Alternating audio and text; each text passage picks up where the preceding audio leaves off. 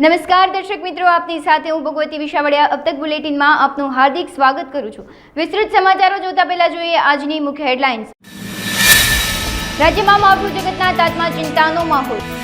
Gujarat housing બોર્ડના આવાસોના રીડેવલપમેન્ટને વેગ આપવા રાજ્ય સરકારનો મહત્વનો નિર્ણય। ગુજરાતના પ્રધાનમંત્રી સહિત સીએમ ભૂપેન્દ્ર પટેલ પહોંચ્યા અયોધ્યા। સમાચારો જોઈએ વિસ્તૃતમાં। હવામાન વિભાગની આગાહી અનુસાર સર્જાયેલા સાયક્લોનિક સિસ્ટમના કારણે રાજ્યમાં કમોસમી વરસાદની શક્યતા પ્રબળ બની છે। હવામાન વિભાગની આગાહી વચ્ચે આજે સવારથી જ દેવભૂમિ દ્વારકામાં વાતાવરણમાં અચાનક પલટો જોવા મળ્યો હતો। સવારથી જ ઠંડા પવન અને વાદળછાયા વાતાવરણ વચ્ચે વરસાદ વરસતા વાતાવરણ ખુશનુમા બની ગયું હતું। જો કે કમોસમી વરસાદે ખેડૂતોની ચિંતામાં ચોક્કસ વધારો કર્યો છે। વહેલી સવારે 5:30 વાગે વીજળીના કડાકા ભડાકા સાથે વરસાદ શરૂ થયો હતો અને લગભગ દ્વારકા તેમજ ખંભાળિયાના ગ્રામ્ય વિસ્તારોમાં અડધી કલાક સુધી કમોસમી વરસાદ વરસતા જગતનો તાત ચિંતિત થયો છે। આગામી 48 કલાક દરમિયાન ગુજરાતના વિવિધ વિભાગોમાં ગાજવીજ સાથે હળવાથી સામાન્ય વરસાદની આગાહી પણ કરવામાં આવી છે। ભારે પવનને કારણે ખેતરમાં ઊભો પાક વળી જવાની શક્યતા છે। આ કારણે આંબા પર પણ અસર થવાની શક્યતાઓ વર્તાઈ રહી છે। મુખ્યમંત્રી ભૂપેન્દ્ર પટેલે ગુજરાત હાઉસિંગ બોર્ડના જૂના મકાનોનું રીડેવલપમેન્ટ ઝડપથી થઈ શકે તે હેતુસર કેટલાક મહત્વપૂર્ણ નિર્ણયો કર્યા છે। આ નિર્ણયો થવાથી આવા મકાનોનો રહેણાંકના માલિકીનો હક અને દસ્તાવેજના થતા પ્રશ્નોનો ગુજરાત હાઉસિંગ બોર્ડ અને સ્લમ ક્લિયરન્સ સેલ દ્વારા રાજ્યમાં બનાવવામાં આવતા મકાનો માટે વસૂલવામાં આવતી ટ્રાન્સફર ફી, વહીવટી ચાર્જ તથા અન્ય અધિકૃત બાંધકામની વપરાશ ફીની રકમમાં રાહત આપવા અંગે મુખ્યમંત્રીની અધ્યક્ષતામાં ઉચ્ચ સ્તરીય બેઠક યોજવામાં આવી હતી। આ સુધારા થવાના પરિણામે મકાનધારકોને મોટી રાહત મળશે। સીએમ ભૂપેન્દ્ર પટેલના નેતૃત્વમાં ગુજરાત રાજ્યના મંત્રીમંડળના મંત્રીઓ અને વિધાનસભા અધ્યક્ષ, મુખ્ય દંડક સહિત સૌએ અયોધ્યામાં ભવ્ય રામ મંદિરમાં સવારે રામલલ્લાના ભક્તિભાવપૂર્વક દર્શન અર્ચન કરી શીશ ઝુકાવ્યું હતું। સીએમએ અયોધ્યા રામ મંદિરમાં દર્શન પૂજન બાદ પોતાના પ્રતિભાવ પ્રચાર માધ્યમો સમક્ષ વ્યક્ત કરતા જણાવ્યું હતું કે પીએમ મોદીના યશસ્વી નેતૃત્વમાં પ્રાચીન પાવન નગરી અયોધ્યામાં ભગવાન શ્રી રામની અલૌકિક પ્રાણ પ્રતિષ્ઠાએ દેશમાં નવા કાલચક્રના ઉદ્ભવનો ઉદ્ઘોષ છે। એટલું જ નહીં, આવનારા હજારો વર્ષોમાં રામ રાજ્યની સ્થાપનામાં સંકલ્પ સાથે ભારતની દ્રષ્ટિનું, દર્શનનું અને દિગ્દર્શનનું મંદિર આ રામ મંદિર બન્યું છે। સાચા અર્થમાં આ મંદિર રાષ્ટ્રચેતનાનું અને રાષ્ટ્રના નવા જાગરણનું મંદિર છે।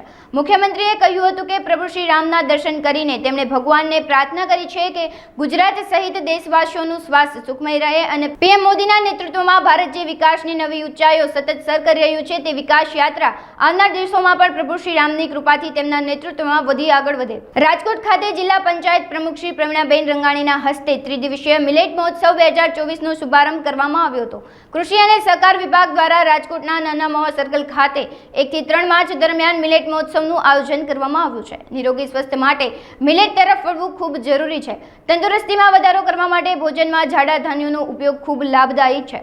વર્તમાન સમયમાં લોકોના ખોરાકમાં જંક ફૂડનું પ્રમાણ વધી રહ્યું છે, ત્યારે મહિલાઓને રોજિંદા જીવનમાં કોદરી, બાજરી, જુવાર અને કાંગ જેવા ધાન્યોનો ઉપયોગ વધારવા અને જાડા ધાન્યમાંથી વિવિધ વાનગીઓ બનાવવા અપીલ કરી હતી। તેમજ રાજ્યપાલ આચાર્ય દેવવ્રતજીની પ્રાકૃતિક ખેતી તરફ વળવાની મુહિમને સાર્થક કરવા સૌ ખેડૂત મિત્રોને આહવાન કરવામાં આવ્યું હતું।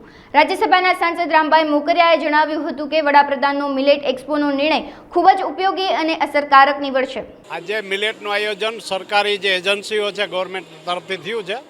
આ એજન્સીના યોજનાનો હેતુ એ છે કે ખેડૂતોને પોતાની જે આવક છે, જે પાક ઉગાડે એમાં જાડું ધાન્ય છે એની કિંમત એને વધુ મળે, એનો ઉપયોગ વધુ થાય, એટલે ખેડૂતોની આવક બમણી થાય। ઉપરાંત આ ધાન્ય એવું છે જાડું ધાન કે જેનાથી ખાવાથી કોઈ રોગ નથી થતા। આપણે અત્યારે પશ્ચિમી દુનિયા તરફ જઈ રહ્યા છે, પીઝા આવતે, તો હવે આ લોકો પણ આ દેશી ધાન્યના પીઝા પણ બની શકે, અન્ય રસોઈ પણ બની શકે, જેનાથી હેલ્ધી ફૂડ છે, પોષક તત્વો મળે છે, રોગથી દૂર જાય અને તંદુરસ્ત બાળક હોય એને પૌષ્ટિક મળે બધું આહાર, એ જરૂરી છે ને એના માટે મોદી સરકાર પ્રયત્ન કરે છે અને ખેડૂતોને પણ એની આવક બમણી થાય। ઘરઘરાવ જે લોકો કામ કરતા હોય એની પણ એને આવક વધે, ગૃહ ઉદ્યોગ પણ થઈ શકે। સરકાર જરૂર પડે એમાં લોન પણ આપે, પ્રોત્સાહન આપે અને પ્રાકૃતિક ખેતીને પણ ઉત્તેજન મળે, આ હેતુ છે। રાજકોટ બસ સ્ટેન્ડ નજીક ભયંકર રોડ દુર્ઘટનામાં એક વિદ્યાર્થીએ જીવ ગુમાવ્યો છે। આ વિદ્યાર્થી રાજકોટથી દ્વારકા જઈ રહ્યો હતો। આ દરમિયાન રોડ પર 2 એસટી બસ વચ્ચે આવી જતા બ્રિજેશ સોલંકી નામના વિદ્યાર્થીનું ઘટના સ્થળે જ કમકમાટીભર્યું મોત થયું છે। વિદ્યાર્થીના મોતની ઘટનાના પગલે રાજકોટ પોલીસ ઘટના સ્થળે પહોંચી હતી અને તપાસ હાથ ધરી છે। આશાસ્પદ યુવકના આકસ્મિક મૃત્યુના સમાચારથી પરિવારજનોમાં શોક છવાઈ ગયો છે। રાજકોટના એસટી બસ સ્ટેન્ડની બહાર જ જે અકસ્માત સર્જાયો છે, અકસ્માતની અંદર ક્યાંક એવા દ્રશ્યો જોવા મળી રહ્યા છે કે એસટી બસની બહારથી જ જે વિદ્યાર્થી અંદર પ્રવેશતો હતો તે દરમિયાન જે વિદ્યાર્થી છે તે દ્વારકા જઈ રહેલો હતો ને તે દરમિયાન જ જે વિદ્યાર્થી બસ સાથે ટકરાતા તેને ઘટના સ્થળે જ મોત નીપજ્યું છે. 108ની ટીમ અને પોલીસ ઘટના સ્થળે અત્યારે પહોંચી આવી છે અને સમગ્ર મામલે તપાસ ચાલી રહી છે. કઈ રીતે ઘટના બની છે, કોની ભૂલ છે, ઘટનામાં જે કહેવાય કે સમગ્ર મામલો છે વિદ્યાર્થીઓ છે. શું નામ છે આપનું? મારું નામ મેયર ધવલ છે. ધવલભાઈ, આ ઘટના બની છે વિદ્યાર્થી સાથે, શું ઘટના છે, કઈ રીતે બની છે? એમાં એવું હતું, બે આ બસની અહીંયા લાઈન હતી એટલે બે બસની વચ્ચે થોડો ગેપ હતો, તેમાંથી નીકળવા ગયો. અમે લોકો ઓલી બાજુ જવું હતું ને પાછળની સાઈડ, તો બે બસની વચ્ચેથી નીકળવા ગયો તો અચાનક ડ્રાઈવર ઢાળમાંથી બસ પાછળ લીધી તો બે બસની વચ્ચે દબાઈ ગઈ. શું કહેશો આ ઘટનાને લઈને એસટી તંત્રએ કેવી વ્યવસ્થા કરવી જોઈએ? એસટી તંત્રના વ્યવસ્થા માટે તો એક અમે લોકો આવ્યા ત્યારે વાં સુધીની બસની લાઈન હતી, અંદર શું પ્રોબ્લેમ હતો એ ખબર નહીં, એટલે અમે લોકો અહીંયા ઉતરી ગયા. અત્યારે અમે અંદર જ ઉતરવાના હતા તો અમે અહીંયા ઊભા રહ્યા ને ઓલી બાજુ પાછળ જવું તો તમે વચ્ચેથી નીકળવા ગયા. પણ વાત એ છે કે આટલો બધો બસનો આવડું મોટું બસ સ્ટેન્ડ છતાં બસની લાઈનો કેમ થાય છે? જી, ચોક્કસથી અત્યારે વિદ્યાર્થીઓ કહી રહ્યા છે કે બસનો અવડો મોટો ડેપો હોવા છતાં ક્યાંક ટ્રાફિકની સમસ્યા નીવડી છે, તેને લઈને અત્યારે પરિસ્થિતિ આવી જે થવા પામી છે. વિદ્યાર્થીઓનું કરુણ મોત થયું છે, તેને લઈને વિદ્યાર્થી જગતમાં પણ અત્યારે શોકનો માહોલ છવાઈ રહ્યો છે. ઘટનાની જાણ થતાં એસટી તંત્રના અધિકારી છે તે પણ અહીંયા પહોંચી આવ્યા છે. એસટી તંત્રના અધિકારી છે તેની સાથે વાત કરશું. સાહેબ, અકસ્માતની ઘટના મોટી બની છે, વિદ્યાર્થીનું મોત થયું છે, બસની લાંબી કતારો હતી, શું કહેશો? જે અકસ્માત થયું છે એ બાબતે અમે દુઃખની લાગણી વ્યક્ત કરીએ છીએ, પરંતુ જે પેલી બસ છે એ જૂનાગઢથી રાજકોટ તરફ આવી રહેલી હતી. એ બસ છે એની પાછળ બીજી બસ છે એ અમારી પાલનપુરથી રાજકોટ તરફની છે એ આવી રહેલ હતી. એમની વચ્ચે છે એ રાહદારી પોતે નીકળ્યા અને બે બસ વચ્ચે છે એ ભાઈ પોતે આવી ગયા અને તેમનું અકસ્માતે હાલ અમે જોઈએ છીએ તો મૃત્યુ થવા પામેલું છે. સવારના ભાગે કોઈ ટ્રાફિકના કારણે કોઈ લાંબી કતાર લાગેલી નહોતી, પરંતુ એક રૂટીન જે રીતે બસ છે એ બસ સ્ટેશનમાં આવે છે એ જ રીતે રૂટીન બસ છે એ બસ સ્ટેશનમાં આવી રહેલ હતી અને ત્યારે જ છે એ આ અકસ્માત છે એ બનવા પામેલો હતો. હાલ જે આ બનાવ બનવા પામેલો છે જેમાં થોડી મુસાફરે પણ સમજી લેજો બે બસ વચ્ચેથી ન નીકળવું જોઈએ એવી તકેદારી રાખવી જરૂરી રહેતી હતી. પરંતુ સવારના સમયે કોઈ પણ બસ સ્ટેશનની અંદર આવવામાં કોઈ પણ ટ્રાફિક છે એ પણ નડવા પામેલો નથી અને જે બે બસ વચ્ચેનું અંતર હતું એ પણ યોગ્ય સમજી લેજો રહેવા પામેલું હતું.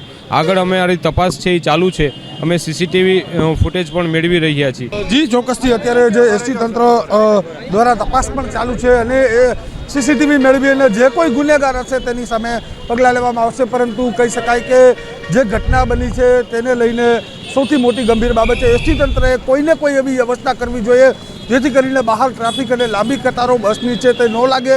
અગાઉ પણ આવી ઘટનાઓને અંજામ આપી ચૂકેલી છે એસટી બસ, પરંતુ આજની જે ઘટના છે તે કરુણ છે તેવું પણ કહી શકાય.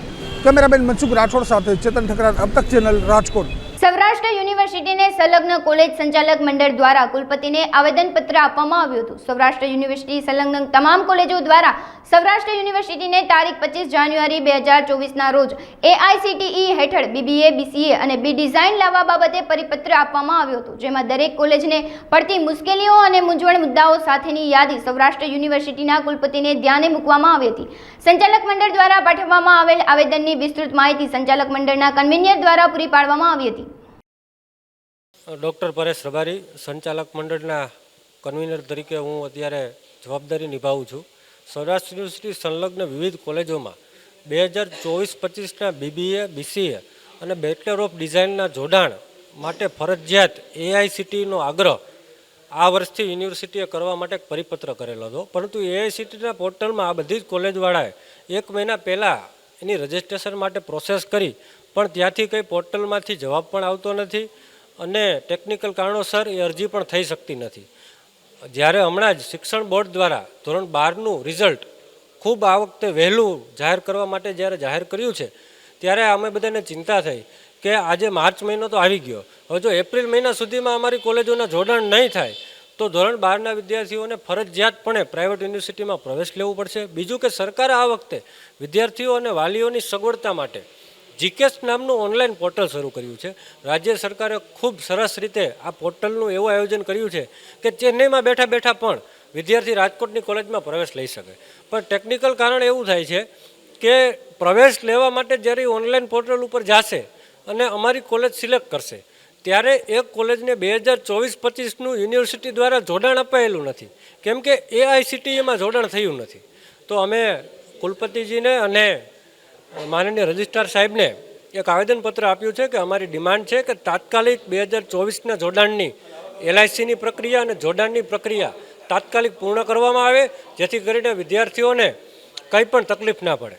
અમે જો 2 દિવસમાં જ રાજ્ય સરકારમાં પણ રજૂઆત કરીશું અને મંગળવારે શિક્ષણ મંત્રીનો પણ સમય અમે લીધેલો છે. જો યુનિવર્સિટી દ્વારા જોડાણની તાત્કાલિક પ્રક્રિયા શરૂ નહીં કરવામાં આવે તો અમે બધા સંચાલક મંડળ સૌરાષ્ટ્ર યુનિવર્સિટીના શિક્ષણ મંત્રી પાસે પણ મંગળવારે જવાના છીએ. હવામાન વિભાગની આગાહી મુજબ સૌરાષ્ટ્રમાં આગામી 2 દિવસ માવઠાની આગાહી કરવામાં આવી છે. ત્યારે પાટણ જિલ્લામાં આજે વહેલી સવારથી જ ચોમાસા જેવો માહોલ સર્જાયો હતો. રાધનપુર APMCમાં ખુલ્લા પડેલ માલ પલળી ગયો હતો અને વેપારી દ્વારા ખરીદેલ જણસ ખુલ્લી રહી જતા જણસ પણ પલળી ગઈ હતી. રાધનપુર APMC માર્કેટિંગ યાર્ડમાં ઘઉં, એરંડા, ચણા, જણસની આવક વધુ હોવાથી ડોક્ટર કનુભાઈ ચેરમેન દ્વારા APMCમાં શેડની મોટી વ્યવસ્થા કરવામાં આવી હતી. માલની આવક બહુ હોવાને કારણે વેપારીઓએ ખરીદેલો માલ બહાર જતા વેપારીને લાખોનું નુકસાન થયું હતું. રાધનપુર જિલ્લો પાટણ ખેડૂતનો માલની ઘણી આવક હોવાથી અઠવાડિયેથી ખૂબ આવક હતી. અમે માર્કેટવાળા શેડ બનાવ્યો, પણ અતિ માલની આવક હોવાથી બારે ઉતારેલો. જે ખેડૂતોનો માલ કોઈ પલળ્યો નહીં, પણ વેપારીએ જે લઈને બારે તોલ્યો એને હિસાબે વરસાદથી પલળ્યો છે. એરંડા, ચણા અને રાયડું ખૂબ મોટું નુકસાન વેપારીઓનું છે. આશરે 1 કરોડ રૂપિયાનું નુકસાન ગણી શકાય. ચૌધરી રગાભાઈ જીવરાજભાઈ ગંજ બજારના વેપારી તરીકે રાજારામ ટ્રેડર્સવાળા આજે રોજ વરસાદના કારણે ચેરમેન કનુભાઈએ શેડ બનાવરાયો હતો, પણ શેડની અંદર માલની આવક વધારે થવાના કારણે એરંડા, ચણ્યા, ઘઉં, જીરા, રાયડા તમામ માલની પલળી જવાના કારણે કરોડો રૂપિયાનું વેપારીઓને નુકસાન છે અને ખેડૂતોને પણ નુકસાન છે. લોકસભાની ચૂંટણીને લઈ ભાજપ દ્વારા કમરકશી છે. પક્ષને મજબૂત કરવા ભાજપના દિગ્ગજ નેતાઓને મેદાનમાં ઉતારવામાં આવ્યા છે. રાજસ્થાનના નાયબ મુખ્યમંત્રી દિયા કુમારી ગુજરાતના રાજકોટ, પોરબંદર અને જામનગરના 3 દિવસીય પ્રવાસમાં આવેલ છે. ત્યારે નાયબ મુખ્યમંત્રી દિયા કુમારી દ્વારા રાજકોટ લોકસભા બેઠક ટંકારા ખાતે ઉપસ્થિત રહી ભાજપ પક્ષ તથા ઔદ્યોગિક આગેવાનો સાથે મુલાકાત કરી હતી. રાજસ્થાન નાયબ મુખ્યમંત્રી દિયા કુમારીજીના રાજકોટ લોકસભા બેઠકના ટંકારાના પ્રવાસને લઈ તેઓએ જણાવ્યું હતું કે લોકસભા ક્લસ્ટર માટેની તેઓને પક્ષ તરફથી જવાબદારી સોંપવામાં આવી છે. ત્યારે રાજકોટ, પોરબંદર અને જામનગરના 3 દિવસીય પ્રવાસમાં છે. ત્યારે આ 3 દિવસીય પ્રવાસમાં પક્ષના તમામ કાર્યકરો સાથે તથા ઔદ્યોગિક આગેવાનો સાથે તેમજ અલગ અલગ સંગઠનોના હોદ્દેદારો સાથે મુલાકાત કરવામાં આવી. देखिए, मुझे जो जिम्मेदारी दी है वो है लोकसभा क्लस्टर प्रवास की, जिसमें मैं पोरबंदर, जामनगर और राजकोट का मेरा 3 दिवसीय प्रवास है और सभी कार्यकर्ताओं से मिलना है, अलग अलग संगठनों से भी मिलना भी है, कुछ लोगों से राजस्थान से भी हमारे बहुत सारे यहाँ पर विस्थापित हैं, उनसे भी मिलना है. तो आज जो हमारे यहाँ के जो औद्योगिक क्षेत्र के और जो अपने ये टाइल इंडस्ट्री के जो व्यक्ति हैं, सीमेंट इंडस्ट्री के इनके हैं, उनसे सबसे मैंने आज इस कार्यक्रम में सबसे मिलना जुलना रहा, उनसे बातचीत हुई और बहुत अच्छा लगा. और सभी का धन्यवाद दूंगी, सभी हमारी पार्टी के सभी हमारे पदाधिकारियों का, जनप्रतिनिधियों का, सबका बहुत बहुत नहीं, उनकी भी बात सुनी और आगे आने वाले समय में कैसे हम लोग राजस्थान और गुजरात के साथ मिलकर काम कर सकते हैं. और आज तो जो मुख्य जो विषय यही था कि आगे आने वाले समय में चुनाव भी हैं, तो सबसे बातचीत भी करना और अलग अलग समाजों से, संगठनों से मिलना, यही जो हम लोगों को कार्य नहीं, बहुत अच्छा. क्योंकि वैसे तो राजस्थान और गुजरात बिल्कुल पड़ोसी राज्य हैं और यहाँ पर जिस तरह से माननीय प्रधानमंत्री जी ने लगातार 23 वर्षों से काम किया है और हमारे देश को भी उनका अब नेतृत्व मिल रहा है 10 सालों से, बहुत ही सौभाग्य, आप लोगों का तो बहुत ही सौभाग्य है और अब हमारा भी बहुत सौभाग्य है. और अब 3री बार मोदी जी सरकार बनाने वाले हैं, सब जानते हैं. अब यही है कि कितने वोटों से जीतेंगे, वही बात है कि हर सीट पे हम लोगों का लक्ष्य है वो और ज़्यादा होना चाहिए और अच्छा काम करें. जिस तरह से विकास का काम पूरे देश में हुआ है उसके बारे में भी चर्चा. સુરત શહેરમાં કાયદો અને વ્યવસ્થાની સ્થિતિ કથળતી જોવા મળી રહી છે. શહેરમાં મારામારી, લૂંટફાટ, ચોરી અને દુષ્કર્મની ઘટનાઓમાં સતત વધારો જોવા મળી રહ્યો છે. શહેરના જાંગપુરા પોલીસ સ્ટેશનમાં 8 વર્ષની બાળકી સામે દુષ્કર્મની ફરિયાદ નોંધાતા સમગ્ર પંથકમાં ભારે ચકચાર મચી છે. દુષ્કર્મ બાદ બાળકીને બિલ્ડિંગમાં છોડી નરાધમ ફરાર થયો હતો. બાળકીને હોસ્પિટલમાં સારવાર માટે ખસેડવામાં આવી છે. ત્યારે સમગ્ર મામલે જહાંગીરપુરા પોલીસે દુષ્કર્મનો ગુનો નોંધી તપાસ હાથ ધરી છે. આ કામે હકીકત એવી છે કે જહાંગીરપુરા પોલીસ સ્ટેશન જે છે એની જે વરિયાવ ચેકપોસ્ટ છે એની બાજુમાં ત્યાં એસએમસીના જે મિનરલ વોટરનું ત્યાં કામ ચાલે છે. એ કામ અર્થે ત્યાં આઉટ સ્ટેટના મજૂરો પણ એમાં ત્યાં કડિયા કામની અને બીજી બધી મજૂરી કામ કરતા હોય છે. એ રીતે આ કામે જે ભોગ બનનાર બાળકી જે છે એ એના કાકા કાકી જે છે કે એમને એક 1.5 વર્ષનું નાની દીકરી છે, એની સાર સંભાળ રાખવા માટે આ ભોગ બનનારને એના કાકા કાકી સાથે રાખતા હતા. ગઈકાલે આ જે એના કાકા કાકી જે છે એ એમની નાની બાળકીને તાવ આવેલો હોય એ બંને માણસો ત્યાં દવાખાને ગયેલા હતા દવા લેવા માટે. અને બપોરના 12 વાગ્યા આસપાસ જ્યારે પરત આવ્યા ત્યારે જે ભોગ બનનાર જે છે એ ત્યાં ઘરમાં બેસી અને રડતા હોય અને એમના આ બાબતે ભોગ બનનારને પૂછપરછ કરેલી તો ભોગ બનનારે એવું કહેલું કે મને કે સળિયો વાગ્યો છે જેથી આ બ્લડિંગ કેવું કંઈ લોહી કંઈ આવે છે, જેથી આ જે એના કાકા કાકી જે છે એ તાત્કાલિક આ બાળકીના નજીકમાં જે પહલ હોસ્પિટલ જે છે ત્યાં લઈ ગયેલા. ત્યાં ડૉક્ટર સાહેબે સારવાર માટે એનો ચેકઅપ કરતાં ડૉક્ટર સાહેબને એવું જણાવેલું કે આ જે બાળકી જે છે ભોગ બનનાર એની સાથે બળજબરીથી કોઈએ સંભોગ કરવા માટે પ્રયત્ન કરેલો છે, જેથી કરીને પોલીસને જાણ કરતાં અમરોલી પોલીસ ત્યાં તાત્કાલિક પહોંચી ગયેલી અને આ કામે જે ભોગ બનનાર જે છે એના કાકીની ફરિયાદ લઈ અને ધોરણસરનો ગુનો દાખલ કરી અને હાલમાં તપાસ ચાલી રહી છે. આ કામનો આરોપી પણ સગીર છે અને એ પણ આ બધા એક જ ગામના છે અને ત્યાં બધા જે રહેવા માટેના સાપરા કે જે કંઈ છે ત્યાં બધા આજુબાજુમાં જ રહે છે. આ કામે જે સગીર આરોપી જે છે એને હાલમાં તો રાઉન્ડ અપ કરી લેવામાં આવેલ છે. જીએસપીસી દ્વારા ઔદ્યોગિક યુનિટમાં વપરાતા નેચરલ ગેસના ભાવમાં નજીવો 3 રૂપિયા જેવો ભાવ ઘટાડો કરતા મોરબીના ઉદ્યોગકારોમાં ભારે રોષની લાગણી પ્રસરી છે. Morbi ceramic associate president Mukesh Kundariya દ્વારા જણાવવામાં આવ્યું હતું કે હાલ આંતરરાષ્ટ્રીય બજારમાં છેલ્લા 4-5 વર્ષના તળિયાનો ભાવ છે. આંતરરાષ્ટ્રીય માર્કેટમાં નેચરલ ગેસના ભાવ ઘટતા પ્રોપન ગેસના ભાવમાં વધારો જોવા મળ્યો છે. ત્યારે સિરામિક ઇન્ડસ્ટ્રીની હાલત અત્યારે ડોમેસ્ટિક માર્કેટમાં ખૂબ મંદી ચાલી રહી છે. એક્સપોર્ટમાં જે સુએઝ કેનાલ રેડ સીના ઇસ્યુ છે જેથી શિપિંગ લાઇનમાં ભાવ વધી ગયા છે. શિપિંગ લાઇનના ફ્લેટ વધવાને કારણે ઇમ્પોર્ટ ઓર્ડર આવતા નથી અને ભૂતકાળમાં જે ઓર્ડર આવ્યા હતા તે હાલ શિપમેન્ટ લોડિંગ કરતા નથી. આથી વર્તમાન સમયમાં સિરામિક ઇન્ડસ્ટ્રીની હાલત કફોડી છે. ત્યારે આંતરરાષ્ટ્રીય બજારમાં નેચરલ ગેસના ભાવમાં જે ઘટાડો આવતા આ બાબતે ગાંધીનગર ખાતે ગુજરાત ગેસના એમડી તોરવણે સાથે બેઠક કરી હતી અને ગેસના ભાવમાં ₹10 થી 12નો ઘટાડાની જગ્યા હોત તો અમારા દ્વારા ₹8 થી 10 રૂપિયા ઘટાડવાની માંગણી સાથે રજૂઆત કરાઈ હતી.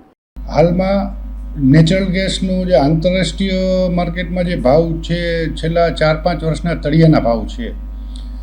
આંતરરાષ્ટ્રીય માર્કેટમાં નેચરલ ગેસના ભાવ આટલા બધા ઘટતા અને સામે પ્રોપેન ગેસના ભાવ અત્યારે માર્કેટમાં ઊંચા છે અને સિરામિક ઇન્ડસ્ટ્રીની હાલત અત્યારે જોવા જઈએ તો ડોમેસ્ટિક માર્કેટમાં ખૂબ મંદી છે. તેમજ એક્સપોર્ટમાં જે સુએઝ કેનાલ રેડ સીના ઇસ્યુ છે જેથી શિપિંગ લાઇનના ફ્રેટ વધી ગયા છે.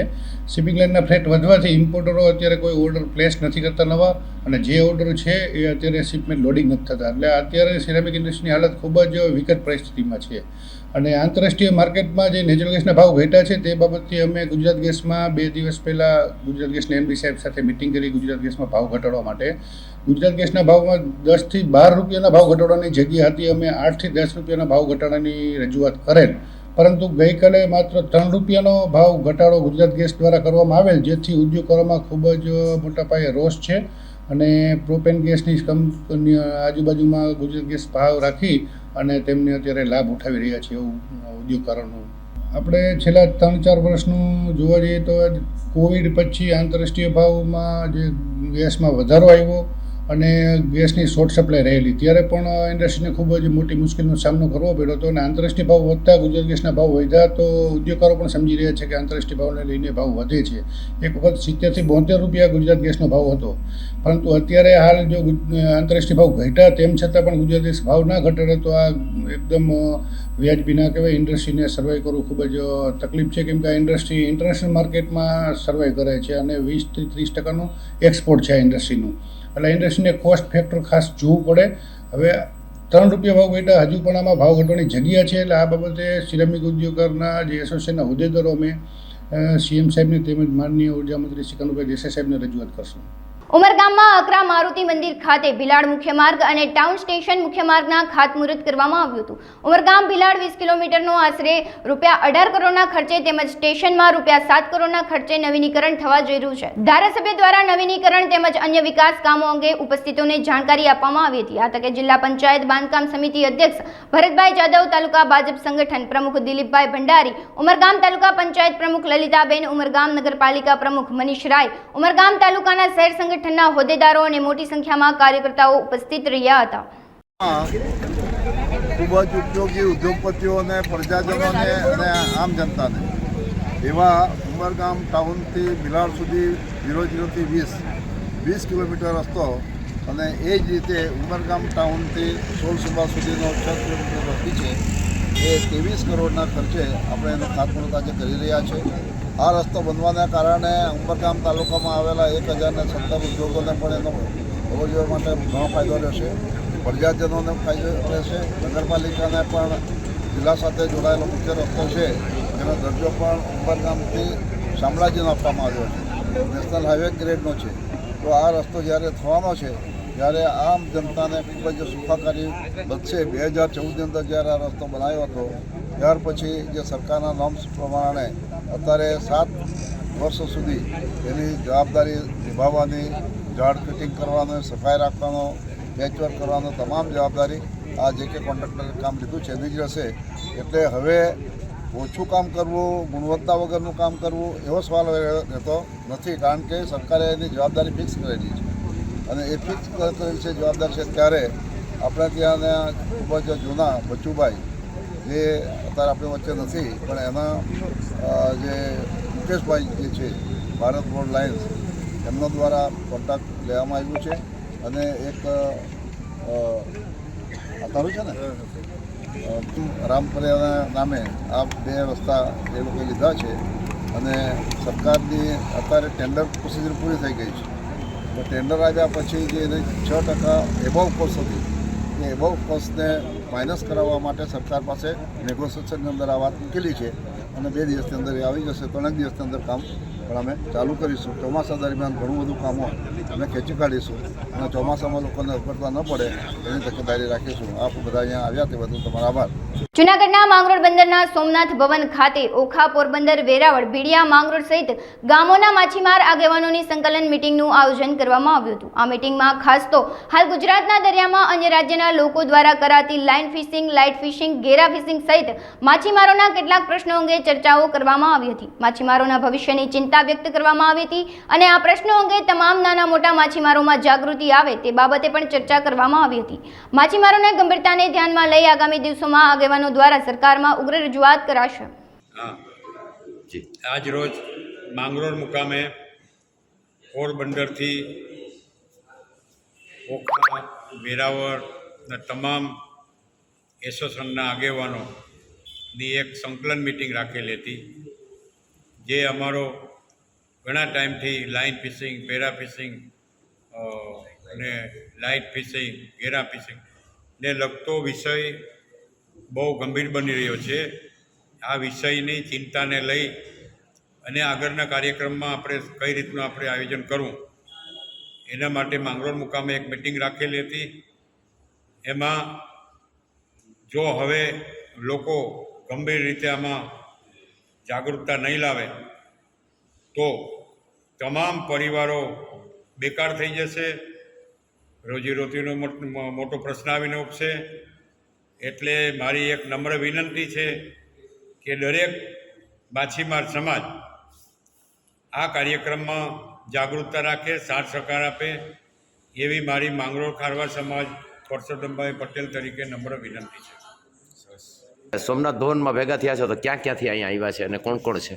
અત્યારે અમારા પોરબંદરથી આગેવાનો આવેલા છે, માંગરોળથી છે, વેરાવળ ફાઉન્ડેશન સમાજ, વેરાવળ ભીડિયા કોળી સમાજ, વેરાવળ ભીડિયા ખારવા સમાજ, આટલા લોકો આગેવાનોને ઇમરજન્સીમાં અમે અહીંયા સંકલન માટે બોલાવેલા છે. આજે અમે માંગરોળ મુકામે અમારા ખારવા સમાજના હોલમાં, સોમનાથ હોલમાં ગુજરાતના માછીમારો બધા આગેવાનો ભેગા થયા છે સંકલન બેઠક માટે. આ બેઠક અગાઉ જે પોરબંદર અમારે બહારગામ સમાજના અધ્યક્ષસ્થાને મિટિંગ લેવાઈ હતી. એ મિટિંગમાં અમે બધા લોકોએ જે ગુજરાતના માછીમારોને અત્યારે પારાવાર મુશ્કેલી છે એમાં સૌથી મોટી મુશ્કેલી નિર્માણ થઈ છે અત્યારે લાઇન ફિશિંગ અને લાઇટ ફિશિંગ.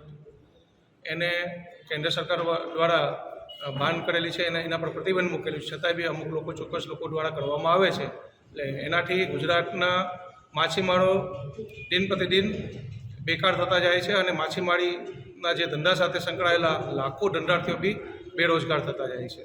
એની ચિંતા લઈ અને વહેલી તકે આ લાઇન ફિશિંગ અને લાઇટ ફિશિંગ જે ગેરકાયદેસર ચાલે છે એને બંધ કરાવવા માટે અમે રાજ્ય સરકાર અને કેન્દ્ર સરકારમાં બી અમે રજૂઆતો કરેલી છે. એ પછીના દિવસોમાં ગુજરાતના તમામ બંદરો ઉપરથી અમે આવેદનપત્ર આપેલા છે, કેમ કે હજી એને બંધ કરાવવા માટે અસરકારક સરકારની જે પોલીસ છે કે કોસ્ટગાર્ડ છે એ યોગ્ય પગલાં હજી સુધી ના લેવાના કારણે આ વસ્તુ હજુ બી ચાલુ છે. એટલે આજે અમે સંકલન બેઠક અહીંયા માંગોળ એ સંદર્ભમાં રાખી હતી. એમાં અમે નક્કી કર્યું છે કે અમે લોકો સરકારમાં ફરીથી આ બાબતે રજૂઆત કરવા માટે રાજ્ય સરકાર અને કેન્દ્ર સરકારમાં જશું અને જો આનો વહેલી તકે અમને આ બંધ કરાવવા માટે કોઈ પરિણામ નહીં મળે અને કોઈ સાથ સહકાર નહીં મળે તો મજબૂરીવશ અમારો જે સમાજ છે માછીમાર સમાજ એ મજબૂરીવશ ગાંધીજી માર્ગે જવા આજે નક્કી કરવા. અમરેલીના સાવરકુંડલા શહેરમાં ગત તારીખ 20 જાન્યુઆરીએ એક મહિલા પોતાના રહેણાંક મકાનમાં સૂતી હતી. તે દરમિયાન કોઈ અજાણ્યો વ્યક્તિ બાંધી મહિલાને છરી બતાવી ધાક ધમકી આપી દુષ્કર્મ આચરી નાસી છૂટ્યો હતો. જે અનુસંધાને ભોગ બનનાર મહિલાએ અજાણ્યા આરોપી વિરુદ્ધ ફરિયાદ સાવરકુંડલા પોલીસ સ્ટેશનમાં નોંધાવી હતી. જે અન્વયે અમરેલી એલસીબી ટીમ સાથે બનાવ અન્વયે આજુબાજુ વિસ્તારના તમામ સીસીટીવી ફૂટેજો ચેક કરવામાં આવ્યા હતા. જે સીસીટીવી ફૂટેજમાં સગદાર ઈસમ તેમજ મળી આવેલ સીસીટીવી ફૂટેજમાં જણાતો ઈસમ બંને એક જ હોવાનું જાણવા મળ્યું હતું. શંકાસ્પદ વ્યક્તિને પકડી પાડી કાયદેસરની કાર્યવાહી હાથ ધરવામાં આવી છે. આપને વિદિત હશે, ગઈ તારીખ 20/1/2024ના રોજ સાવરકુંડલા ટાઉનમાં એક મહિલા સાથે રેપની ઘટના બની હતી. જ્યારે આ બનાવ બન્યું તુરત જ પોલીસની ટીમો ત્યાં પહોંચીને ગુનો દાખલ પોલીસ સ્ટેશનમાં કરવામાં આવ્યું. અમરેલી એલસીબીની ટીમો 3 બનાવવામાં આવી અને સાવરકુંડલા ટાઉન પોલીસ સ્ટેશનની ટીમો બનાવવામાં આવી. એ બહુ ચકચારી એક બનાવ હતું અને ફક્ત એક સીસીટીવી ફૂટેજ સિવાય કોઈ બીજા પુરાવા પોલીસ પાસે ન હતું. પણ પોલીસે આમાં ઘણી મહેનત કરી અને લગભગ 600 જેટલા લોકોની ઇન્ટરોગેશન કરી. એ રાત્રિમાં જે 4 કલાકમાં જે પણ લોકો ત્યાંથી પસાર થયા, આમાં ટ્રક ડ્રાઈવર્સ 100થી વધારે, આ તમામ લોકોની ઇન્ટરોગેશન કરવામાં આવી અને સાવરકુંડલા ટાઉનમાં જ્યાં એ બનાવ બનવા પામેલ હતું એની આજુબાજુના વિસ્તારમાં જે શકમંદો લોકો હતા એ લોકોની પણ પૂછપરછ કરવામાં આવી. ત્યારે અમારા એક કોન્સ્ટેબલ ઉદયભાઈ મેણિયાને એક સીસીટીવી ફૂટેજ બીજી મળી, એના આધારે આગળની તપાસ હાથ ધરવામાં આવી. તો એ શકમંદ હતો. શકમંદ વ્યક્તિ પોતાના ગુનો કબૂલ કરતો ન હતો. તો 3 ટેસ્ટ માટે ગેટ એનાલિસિસ, એસડીએસ અને એલવીએ ટેસ્ટ માટે એફએસએલમાં રિપોર્ટ મોકલવામાં આવી અને એફએસએલ રિપોર્ટ આવ્યા પછી પરમ દિવસે આ આરોપીની ધરપકડ કરવામાં આવી છે. આરોપી બાજુમાં જ એક કોલસાની ભઠ્ઠી ઉપર કામ કરતો હતો અને બાજુના એક ગામ છે ચરખડિયા, ત્યાંના આ જે આરોપી છે નિવાસી છે. એક વખત આશ્રમમાં પહેલાં આવ્યું છે એવા રેકોર્ડ ઉપર છે. ને પહેલાં અત્યાર સુધીમાં કોઈ ગુનાહિત ઇતિહાસ રેકોર્ડ ઉપર નથી. સાબરકાંઠાના ઈડર ખાતે આવનારી લોકસભાની ચૂંટણીને લઈ ફરી એકવાર મોદી સરકાર આવે તે અર્થે આધ્યાત્મિક અનુષ્ઠાન મહાયજ્ઞનું ભવ્ય કાર્યક્રમ આયોજન કરવામાં આવ્યું હતું. ઈડરના આંગણે 2024 યજમાનો દ્વારા મહાયજ્ઞનું ભવ્ય આયોજન કરવામાં આવ્યું છે. આ યજ્ઞમાં કષ્ટભંજન દેવ હનુમાનજી મંદિર સાળંગપુરના આશીર્વાદથી 2024ના યજમાનોને મહાયજ્ઞનો લાભ લીધો છે. ઈડર બાળ ગોપાળ બચત કોઓપરેટિવ સરકારી બેંકના ચેરમેન અશ્વિન પટેલ અને કષ્ટભંજન યજ્ઞ આયોજિત સમિતિ દ્વારા સમગ્ર કાર્યક્રમનું સુંદર આયોજન કરવામાં આવ્યું છે. આ મહાયજ્ઞ કાર્યક્રમમાં સાધુ સંતો અને ઈડર ધારાસભ્ય રમણલાલ વોરા અને રાજકીય તેમજ સામાજિક અગ્રણીઓ મોટી સંખ્યામાં ઉપસ્થિત રહ્યા હતા. આજે ફરીવાર 2019 પછી 2024ના અંદર ફરી એકવાર મોદી સરકારના સંકલ્પ સાથે માન્ય શ્રી અશ્વિનભાઈ પટેલની આગેવાની રાહબારી નેતે 2400 પાટલાનું આ મહાયજ્ઞ થવા જઈ રહ્યું છે. ફરીવાર દેશનું આ સુકાન આપણા યશસ્વી અને લોકપ્રિય વડાપ્રધાન નરેન્દ્રભાઈ મોદી સંભાળે એ અનાર સાથે ઈડર ભારતીય જનતા પાર્ટી અને ઈડરને તમામ ધર્મપ્રેમી જનતાએ આ મુહિમ ઉપાડ્યું છે અને એ સંકલ્પ સાથે ફરીથી આ દેશના વડાપ્રધાન નરેન્દ્રભાઈ મોદી થાય એ જયઘોષ સાથે આજે કષ્ટભંજન દાદાના સ્વનાથે આ 2400 પાટણનું મહાયજ્ઞ કરી રહ્યા છે. આજે શ્રી કષ્ટભંજન હનુમાનજી સારંગપુર દ્વારા દેશના વડાપ્રધાન માન્ય નરેન્દ્રભાઈ મોદી 2024માં ફરીથી દેશના વડાપ્રધાન બને તે માટે 2024 પાટલાનું શ્રી કષ્ટભંજન મહાયજ્ઞનું આયોજન કરેલું છે. આજે 2024 પાટલાનું આયોજન હોવા છતાં 3000 જેટલા પાટલાના યજમાનો એ આજના આ મહાયજ્ઞમાં બેઠા છે. બધા જ લોકો આ દેશના વડાપ્રધાન નરેન્દ્રભાઈ મોદી ફરીથી બને એ માટેનો સંકલ્પ કર્યો છે અને એ સંકલ્પમાં સાબરકાંઠા લોકસભા સીટ પણ એ નરેન્દ્રભાઈને અર્પણ કરે એ પ્રકારનો સંકલ્પ કર્યો છે. હાલ સમાચારોમાં બસ આટલું જ. વધુ સમાચારો જોવા માટે તમે જોતા રહો અબ તક. નમસ્કાર.